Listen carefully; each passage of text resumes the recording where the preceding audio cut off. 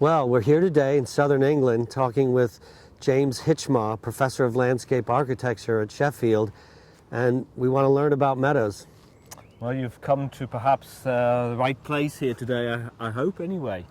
Well, tell us what we're looking at.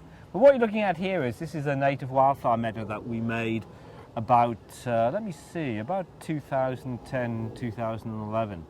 And it's created by sowing, and it forms the sort of entrance to this site, which is a sort of finance house business, merchant bank headquarters. And so this is all from seed? This is all from seed, and we sowed onto a very sandy soil. These are all native species we're looking at? These are all native species, pretty common species in southern England.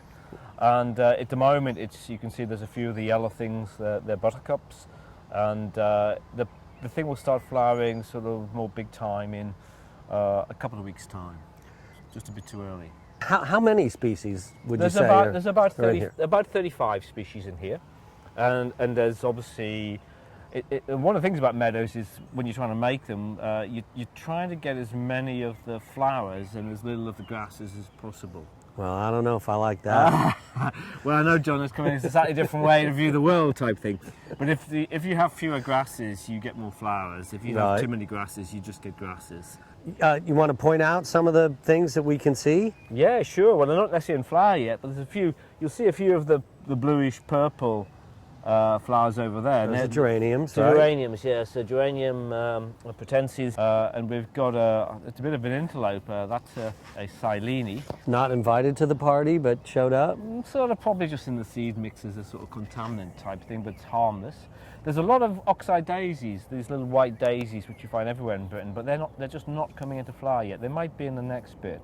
You can just see a few pinky, and that's sainfoin. That's a legume, right? But again, just coming in.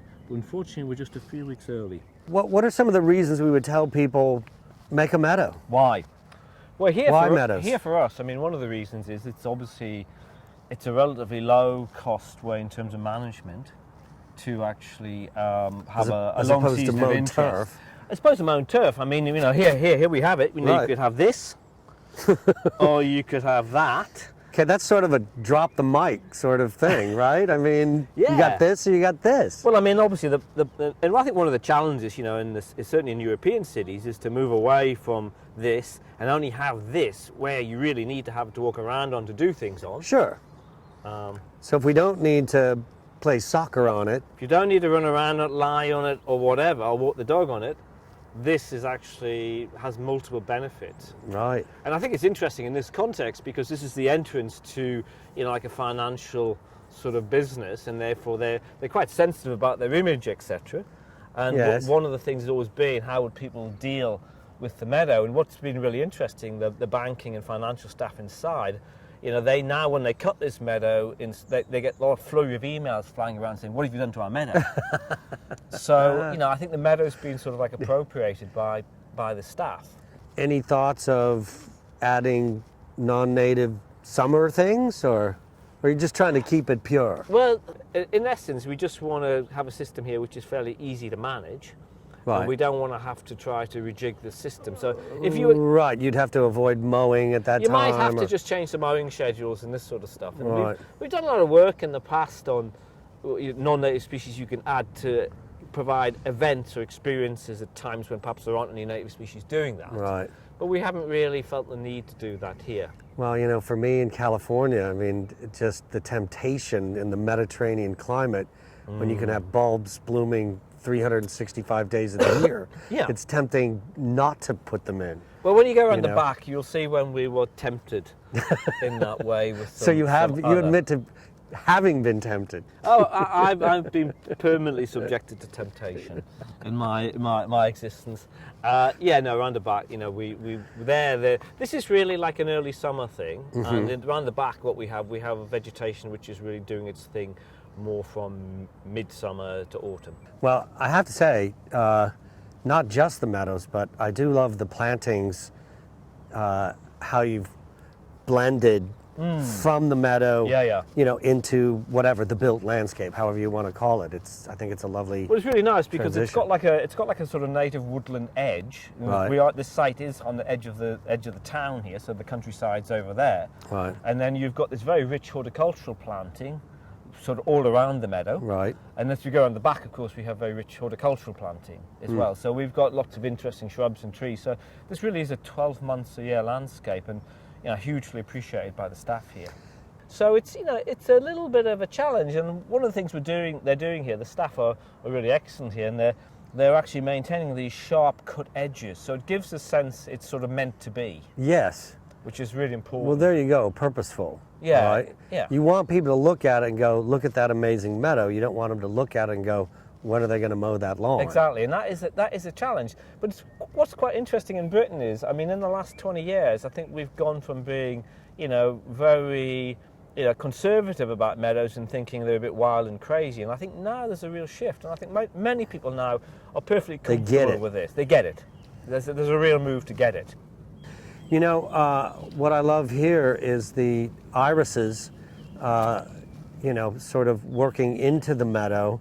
I really think a lot of the greatness in putting a garden in a natural setting is the edges, so that it doesn't just look like it's been plopped onto the site.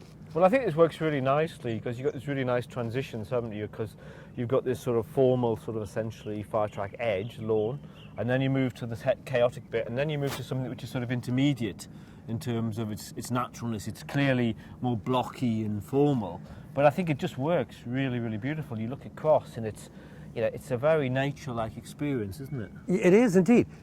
But what about fall color? I mean, I can see all this deciduous panel. This must be absolutely glorious in the fall. Yeah. What is the panel like in the fall down below, the lower plane? Oh, well, this would be short, it's already bumpy lawn by then. It's already been cut. It's been cut, so it's disappeared. What time of year is it cut again? It's normally cut. I mean, sometimes we cut it in May, and then we push the flowering season back into July, August. Right. This year, it's going to be cut in August, and so it'll begin to sort of brown a little bit in July, depending on the rainfall.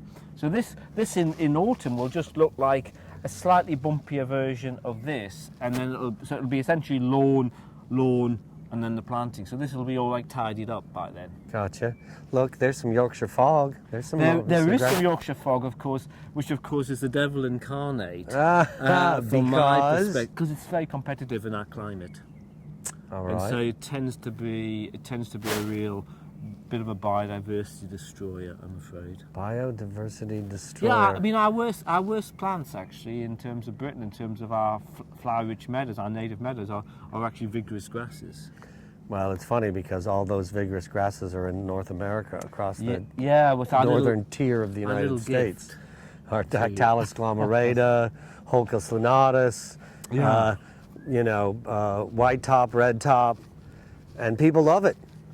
Well, I mean, they're your grasses now too, of course. Well, thank you. You just change the flora because it's, they're just there, aren't they? So that's well, I don't think they're going away anytime soon. Do the employees get to walk about in the garden? They do.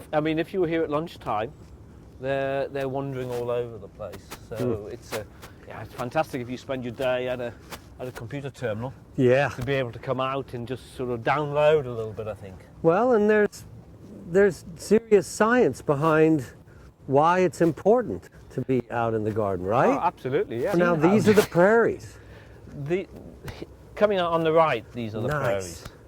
And you can see the Baptisia australis. Now, I think this is Varmina I used here.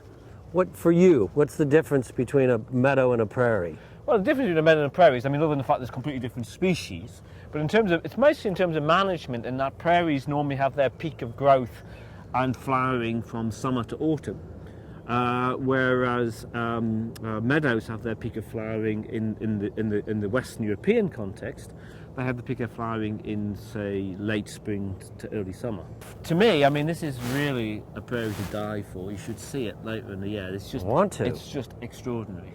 I'll bet. Echinaceas by the tens of thousands. So, lots of yellow in here. Lots of yellow, but lots of pink. and lots of. You can see the asters. This is Aster oblongifolius. This is a dark purple. You can see this is a sweep of pink. Yeah. You can see it's quite. I mean, obviously on this scale we can't actually control precisely the composition, but I think we've probably just got the balance about right. Yeah. I think it's probably just about working. And I don't want to be chauvinistic, but I do think this is as good a prairie as I've seen in the US in the wild. Obviously, it's entirely confection. That it's entirely might Disney. Be up for. Oh, I know, but I've travelled pretty argument. extensively, and I haven't seen anything really that's been visually as strong as this. Oh, that was quite a boast. Well, I proved. But when you say, but you mean constructed? I mean, well, what I mean is in terms nature? of flower density, because obviously we're managing this, Right. much more intensively than in a natural prairie. Right. But it's very rare. It's very rare in the prairie remnants in the US to find what we might call best bits. Yes. We all talk about the best bits. Yes. To find something with this degree of not necessarily diversity, but density of the attractive species, that's unusual. There you go. Because you tend to get grass dominance, There are some grassophiles, though. I know there are grassophiles, and I like grasses, but it's just a question of having a balance. They live among us, They live among us. Yeah, we'll say no more about that.